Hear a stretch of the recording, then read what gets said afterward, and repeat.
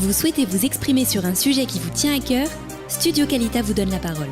Tous les mercredis, Olivier Granillic vous ouvre les portes de Studio Qualita pour une émission en toute liberté. On vous donne la parole, c'est tous les mercredis sur Studio Qualita. Bonjour à tous et bonjour à toutes. Comme chaque mercredi, on vous donne la parole sur Studio Qualita. Et pour participer à cette émission, je vous rappelle qu'il suffit de nous appeler sur notre boîte vocale 050 430 80 20. 050 430 80 20. Vous nous laissez un message. Et nous vous rappelons pour participer comme chaque mercredi sur Studio Qualita, on vous donne la parole. Et ce matin, nous recevons depuis Paris, Marc Lefebvre. Bonjour Marc. Bonjour. Merci d'être avec nous. Vous nous appelez donc de Paris et vous voulez nous parler d'un sujet qui a un rapport avec la culture israélienne, si je ne me trompe pas. Oui, tout à fait. Mm-hmm. On parle beaucoup de culture actuellement à cause, de la voix forte Mm-hmm. de notre ministre de la Culture, Miri Regev. Oui. On parle aussi de culture parce que le prix d'Israël de littérature a été attribué à David Grossman. Oui. Et plutôt que de parler de l'événementiel, j'aurais voulu parler effectivement de culture et de littérature et de l'interaction entre la fiction et les réalités. Il se trouve que j'ai découvert il y a quelques semaines un livre, une traduction en français d'un livre qui est sorti en hébreu très récemment, en 2017, Oui. d'une jeune écrivain qui s'appelle Ayelet Gundar Goshen, qui avait déjà été connue par un autre livre qui s'appelait Une nuit Markovitch, qui était une saga qui se passait essentiellement au temps de la Palestine mandataire. Une saga intéressante qui montrait des réalités, des diversités de réalités israéliennes parmi tous ces juifs venus en Palestine en espérant et en se battant. Et c'était un livre déjà très émouvant, très original d'ailleurs dans la réalité qu'il décrivait, avec de grandes qualités littéraires. Et là, j'ai pris ce nouveau livre qui s'appelle Nourrir les lions. Nourrir les lions. D'accord. Nourrir les lions. Les Achil Ariot. D'accord. Qui se passe dans une région que je connais bien, où j'ai longtemps travaillé, que j'aime beaucoup, que j'ai découvert sur le tard, parce que j'ai passé la plupart de ma vie en Israël, dans le nord, en Galilée, et puis là, j'ai travaillé pendant plusieurs années dans le sud, dans le Negev. Oui. Donc, du côté de Beersheba, si je ne me trompe pas, ce se passe. Oui, ça se passe autour de Beersheba. Oui. Qui est une ville que je connais bien, où je connais les habitants, j'ai beaucoup de liens. Et le personnage central est un neurochirurgien de l'hôpital de Soroka, qui habite dans la banlieue chic de Homer, oui. et qui vit une vie apaisée et apaisante en famille, et qui prend son 4x4 la nuit pour rouler dans les dunes, et qui écrase par inadvertance un homme dans les dunes. Il s'aperçoit que c'est un réfugié clandestin, un Érythréen, et comme on dit en hébreu, paga ou barach. C'est-à-dire qu'il l'a touché, il est parti. La réaction instinctive a été de fuir devant ce qu'il avait commis. Donc il a laissé mourant dans les dunes. Il a laissé mourant cet Érythréen dans les dunes. Dans les dunes près de Beersheba. Voilà. Alors, je ne vais pas vous raconter l'histoire, sinon vous n'achèteriez pas le livre. Oui. Mais l'histoire ensuite se déroule autour de sa culpabilité. Oui. Non, ce qu'on peut raconter peut-être aussi quand même, Marc, c'est le fait qu'il y a la femme de cette personne qui est morte qui va intervenir et qui va... Oui, j'allais y venir quand même. Je vais quand même raconter un petit peu. D'accord. Donc effectivement, il est découvert et il doit racheter sa faute. Voilà. On le force à racheter sa faute en soignant les réfugiés la nuit, en se cachant de son hôpital, en se cachant de sa famille pour soigner les réfugiés la nuit.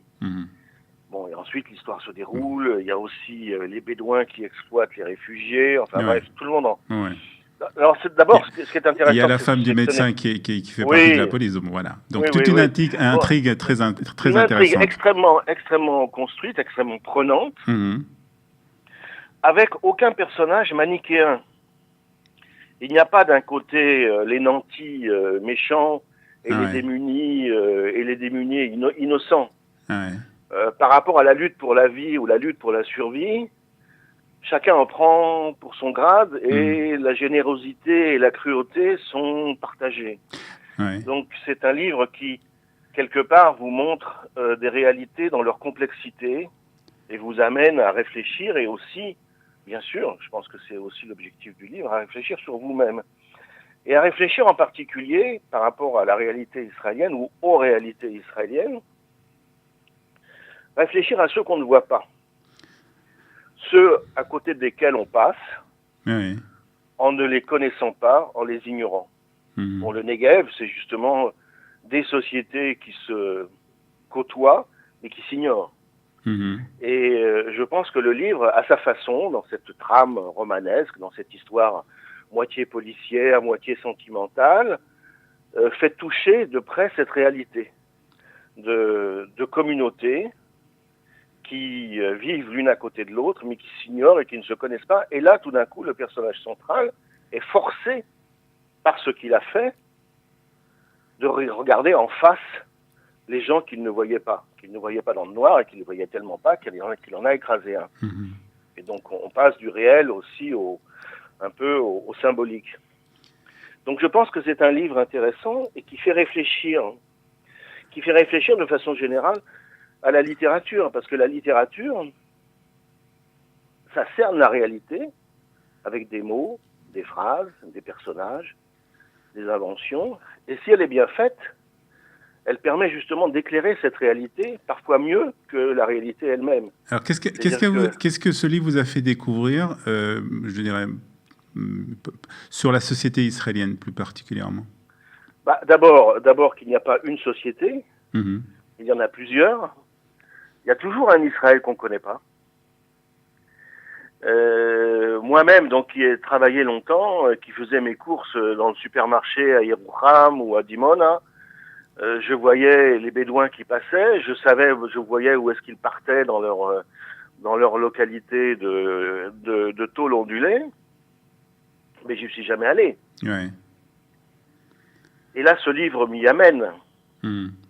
D'accord. On parle des réfugiés. Il y a aussi le problème des réfugiés, puisque c'est un sujet qui a été très largement évoqué ces dernières semaines. Bien sûr. Et là, tout d'un coup, on traite ce sujet des réfugiés d'une façon beaucoup plus humaine. On voit des réfugiés qui travaillent, qui ont des petits emplois dans des restaurants au bord de la route et leurs employeurs ne s'occupent pas comment ils dorment derrière, où est-ce qu'ils dorment, comment ils vivent, etc., etc. Donc ça vous interpelle parce que on a chacun vécu ça. On a chacun croisé sur les routes. D'un côté c'est les Havim, de l'autre côté c'est Rahat. On va à les Havim, on va pas à Rahat. D'accord. Donc voilà. Donc ça. Vous avez découvert beaucoup de choses. Ça ramène à une réalité avec une sensibilité accélérée, une sensibilité plus grande que ce qu'on vit dans la réalité de tous les jours. Donc c'est ça l'intérêt pour moi justement d'une certaine littérature, une littérature d'éveil qui peut vous emmener dans des aventures, et puis vous passionner, et puis en même temps vous faire réfléchir sur vous-même. Et donc c'est ça que j'aurais envie de dire à notre ministre de la Culture. Je veux dire, la création littéraire, la création artistique, la création cinématographique, elle doit rester libre. Et elle ne peut faire penser que de façon indirecte et pas de façon directe. Elle doit rester libre, mais même dans les limites où cette pensée ou cette création artistique vient toucher l'État d'Israël, vient peut-être montrer un côté négatif de l'État d'Israël. Je pense que avoir le courage de montrer les côtés négatifs, c'est un signe de force. Mais est-ce que... Regardez les sociétés autour qui nous entourent, ont-elles le courage, comme nous, d'assumer leurs côtés négatifs? Beaucoup moins. Donc assumer ces côtés négatifs, c'est un signe de force, c'est pas un signe de faiblesse. Mais Miri Regev, vous aurez répondu à ce moment-là, mais de là à financer ce genre de création, il y a un pas que le ministère de la Culture ne veut pas franchir. Ce à quoi je lui aurais répondu, il y a un concept qui s'appelle la générosité. Ouais. Et la générosité dans une démocratie, c'est de traiter de façon égale toutes les opinions, tous les courants de pensée. Et de ne pas préférer un courant minoritaire. Ou sinon, on est la Russie. Sinon, qu'est-ce qu'on veut être comme modèle? On veut être le modèle, on veut avoir la Russie ex-soviétique, mais quand même encore fortement soviétique comme modèle. Miri Regev, quand elle parle, elle me fait un peu penser, vous savez, à la vieille façon bolchevique de concevoir la culture. Hein. C'est le réalisme. Alors, c'est pas le réalisme socialiste, c'est le réalisme sioniste religieux, mais enfin, c'est pas très très réjouissant. Rappelez-nous si vous voulez, oui, si vous voulez, une petite note d'humour pour terminer. Oui. Bon, il se trouve qu'en ce moment, je suis en France, et donc je vais certainement aller au festival du cinéma israélien, parce que ça intéresse beaucoup de gens. C'est quelque chose qui a beaucoup de succès, et qui fait connaître des Israël que les gens ne connaissent pas. Donc, c'est une façon d'éclairer les réalités de façon plus complexe, plus lumineuse et plus variée. Donc je vais certainement y aller. Et si je vais à la séance inaugurale et que je retrouve, comme souvent on retrouve sur le trottoir en face, des militants de BDS, je pense qu'ils auront l'humour de nous dire on ne boycotte pas plus que le ministre de la Culture. Et donc je pense on pourra avoir un dialogue intéressant avec les militants de BDS, parce que là c'est le boycotteur boycotté, le boycotté boycotteur. C'est quand même contre-productif de ne pas assumer la diversité de la créativité d'une société libre et démocratique, tant qu'elle reste libre et démocratique. Rappelez-nous le titre en français du livre. Le livre s'appelle « Nourrir les lions ». Nourrir les lions, et qui était donc... Leachil Ariot. Donc un livre qui est sorti en français. Un jeune écrivain israélien de Jérusalem, qui est né, je pense, dans les années 80, et qui, en plus de l'histoire, a des qualités littéraires. Enfin, moi, je ne suis pas spécialiste de littérature, je ne suis qu'un lecteur, mais un lecteur qui apprécie, et quand on lui donne, comme vous me donnez l'opportunité de le dire, eh ben, je saisis cette opportunité. Eh ben, merci beaucoup de nous en avoir parlé aujourd'hui, en tout cas. Merci. Merci beaucoup, bonne journée, Marc. Merci, Marc, de nous avoir parlé de ce livre dont on vous donne la parole. On continue dans un instant avec un autre auditeur. Voilà, nous continuons notre émission de On vous donne la parole sur Studio Kalita. Comme chaque mercredi, nous vous donnons la parole pour nous appeler ou pour participer à cette émission. Vous pouvez composer le 050 430 80 20, 050 430 80 20. C'est une boîte vocale, vous nous laissez un message et nous vous rappelons. Et nous avons à présent avec nous Roland Metzger. Bonjour Roland. Bonjour Olivier. Merci d'être avec nous ce matin pour nous parler d'un site. On peut dire que vous êtes rédacteur en chef du site ? Oui, exactement. Oui, depuis quelques mois. Oui, le site qui s'appelle Jérusalem Info, donc un site comme le dit le titre, comme l'indique le titre, sur Jérusalem. Alors expliquez-nous, Jérusalem Info, comment est-il né, de quoi il parle ? Alors voilà, Jérusalem Info, c'est un site qui est né il y a à peu près 10 ans, sur l'idée d'un ami qui, à la base, aimait beaucoup le site Paris Info, et en fait, il a voulu faire un site qui ressemblait, qui pouvait donner des informations, donc qui donne des informations sur tout ce qui se passe à Jérusalem, qui se passe à Paris. Donc, il a voulu faire la même chose ici à Jérusalem, et donc on s'occupe donc de donner des informations sur tout ce qui se passe à Jérusalem. D'accord. Et des informations aussi bien pour les touristes que pour les gens qui habitent depuis peu ou depuis longtemps. Alors, quel type d'informations, Roland, on peut trouver sur ce site ? Alors, notre truc, c'est Jérusalem. Donc, personnellement, ça fait 22 ans que je suis à Jérusalem. Oui. Donc, j'ai parcouru pas mal la ville et j'ai vécu pas mal d'événements ici. Et donc, ce qu'on propose à nos amis francophones, et de découvrir Jérusalem sous un autre angle et aussi d'être informé de tous les événements qui se passent à Jérusalem. Il faut savoir que Jérusalem, c'est pas uniquement la ville historique, le Kotel et la vieille ville, mais c'est aussi une ville qui vit vraiment au jour le jour avec un tas d'événements, aussi bien en été qu'en hiver, et pendant les fêtes, entre les fêtes. Ouais. Enfin, c'est vraiment une ville très riche. Et on a l'impression, alors c'est vrai que quand on habite à Jérusalem, c'est un peu moins l'impression qu'on a, mais on a l'impression pour ceux qui habitent en dehors de Jérusalem, par rapport à Tel Aviv, que Tel Aviv est beaucoup plus riche en événements.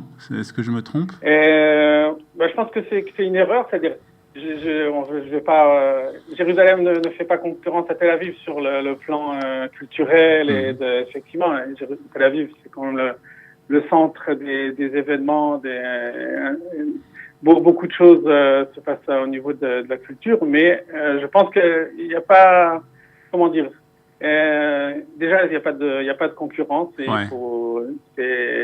Mais on peut trouver, je pense, à Jérusalem, un monde de culture et de sorties. Comme je l'ai expliqué, aussi bien qu'à Tel Aviv. Est-ce que vous mettez en évidence plus dans votre site des habitants de Jérusalem qui justement sont des acteurs de la culture, du spectacle, des arts? Oui, tout à fait. Tout à fait. C'est notre but, c'est-à-dire à la fois de proposer donc de faire découvrir des lieux de Jérusalem, mais aussi des personnes. Et en particulier des Olim et des. Ouais.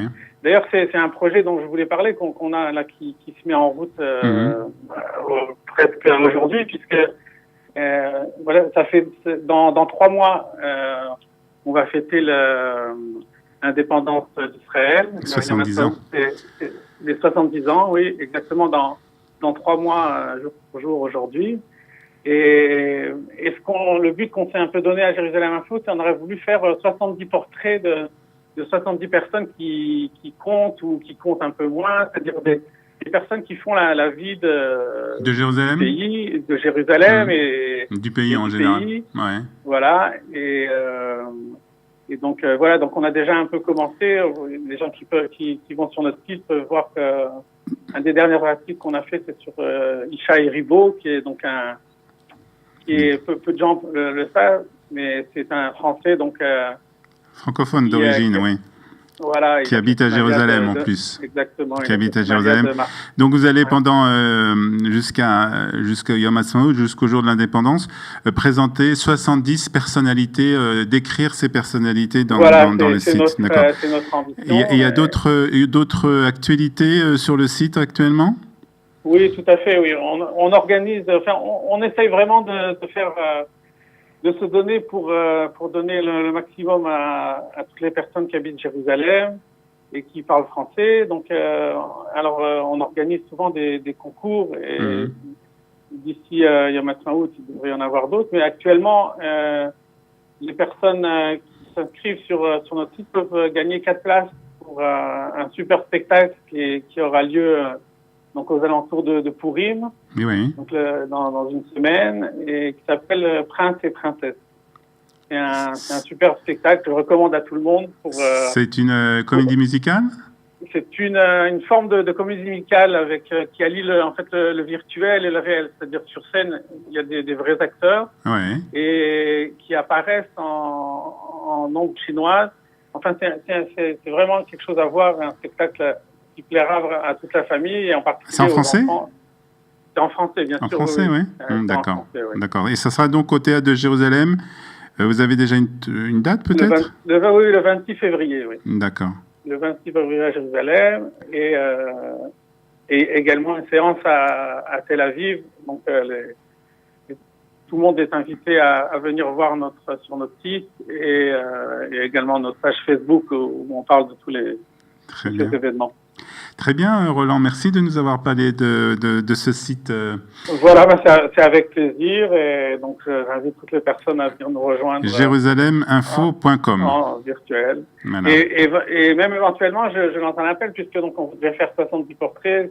Toutes les personnes qui sont intéressées, qui pensent que leur parcours peut intéresser les autres francophones sont invités à nous contacter. Très bien. Par le site et avec plaisir nous parlerons de leur parcours et pour intéresser les autres personnes. Merci Roland. Donc le site jerusaleminfo.com pour avoir des informations sur ce qui se passe à Jérusalem.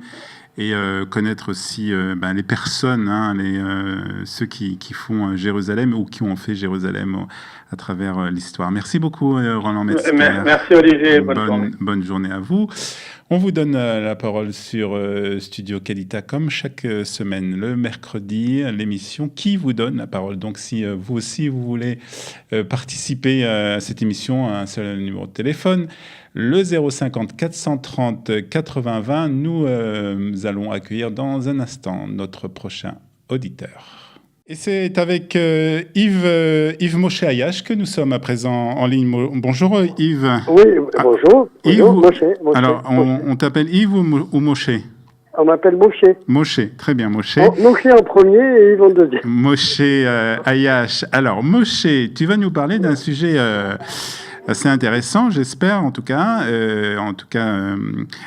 peu commun, puisque tu as passé une grande période, tu reviens du Japon. Oui. Et tu veux nous parler un peu de cette période que tu as passée au Japon? Oui, bien sûr, avec plaisir. On a passé 3 mois au Japon. On dit ça parce qu'au Japon, il y a la famille de ma femme. Mm-hmm. Et puis en plus, c'est là-bas que je pratique le karaté. Oui. Et voilà, donc et on visite en même temps, on profite de visiter. On avait emmené deux Alors, amis. comment s'est passée cette expérience avant que tu nous parles de ce que tu t'occupes du karaté et de cette profession que tu fais, puisque tu es professeur de karaté, si je ne me trompe pas. Comment s'est passée cette expérience au Japon? Ah ben moi, je vais au Japon depuis 40 ans. Ah oui, donc tu connais bien. Oui, je connais bien le Japon, oui, bien sûr. Donc, je suis à Yafo, là.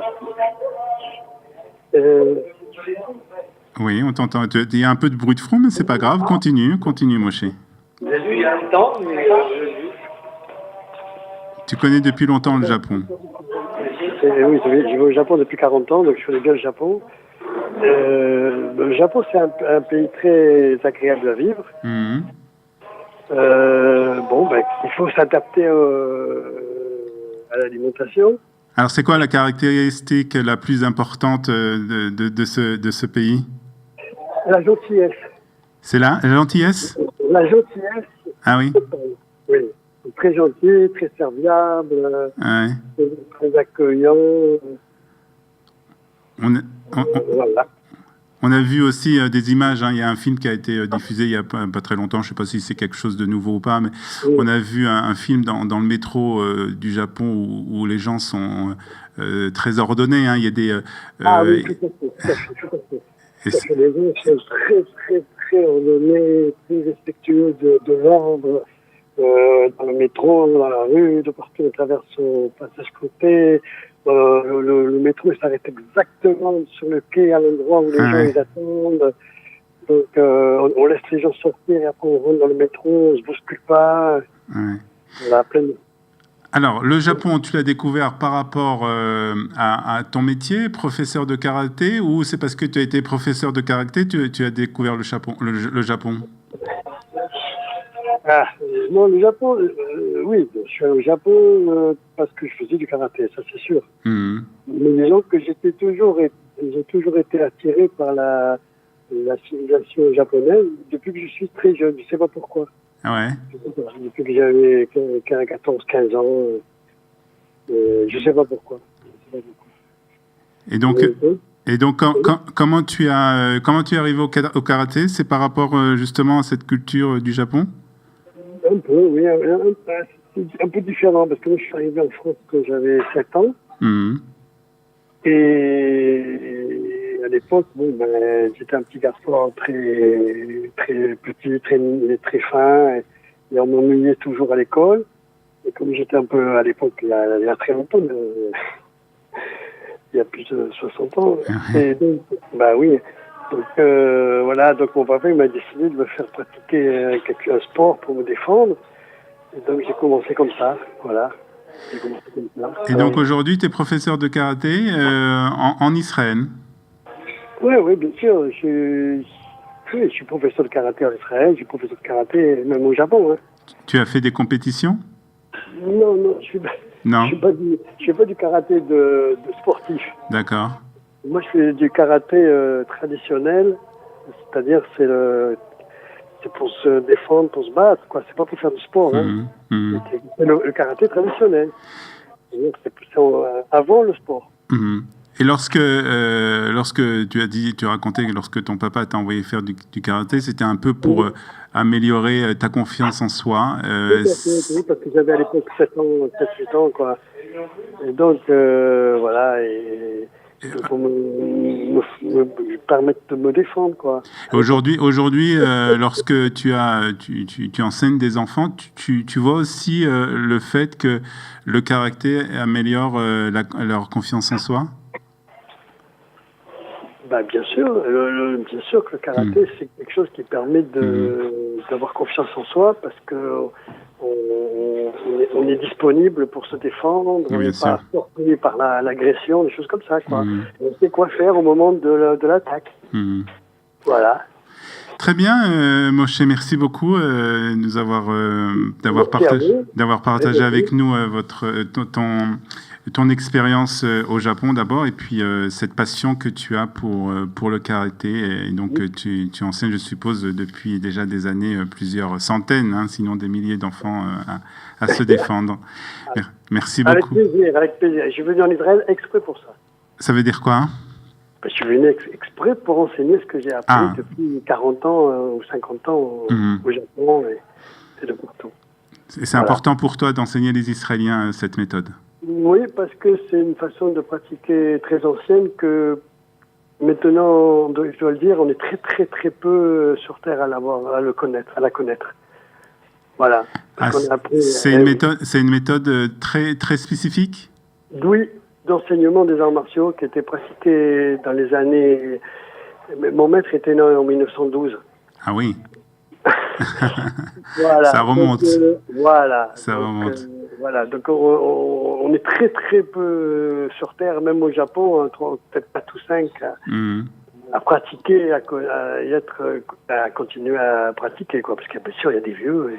Bien sûr. Mais il y a de moins en moins, quoi. Voilà. Donc un enseignement très particulier. On peut te trouver sur Facebook, Yves Moshe Ayash. Donc sur Google, c'est parfait. Pardon? On tape mon nom sur Google et on me trouve. Et trouver aussi sur Google pour les personnes qui voudraient apprendre le karaté avec cet enseignement très spécifique que tu connais. Merci beaucoup, Yves Moshe Ayash, d'avoir participé à cette émission. Bonne matinée, bonne journée. Merci à Ariel d'avoir réalisé cette émission et merci aussi à vous de nous suivre chaque semaine, très nombreux pour participer, je vous rappelle, à cette émission. On vous donne la parole. Vous pouvez nous appeler au 050 430 80 20. Merci de votre attention. Nous nous retrouvons mercredi prochain pour un nouveau numéro de On vous donne la parole. Merci, bonne journée, bye bye. Vous souhaitez vous exprimer sur un sujet qui vous tient à cœur? Studio Kalita vous donne la parole. Tous les mercredis, Olivier Granillic vous ouvre les portes de Studio Kalita pour une émission en toute liberté. On vous donne la parole, c'est tous les mercredis sur Studio Kalita.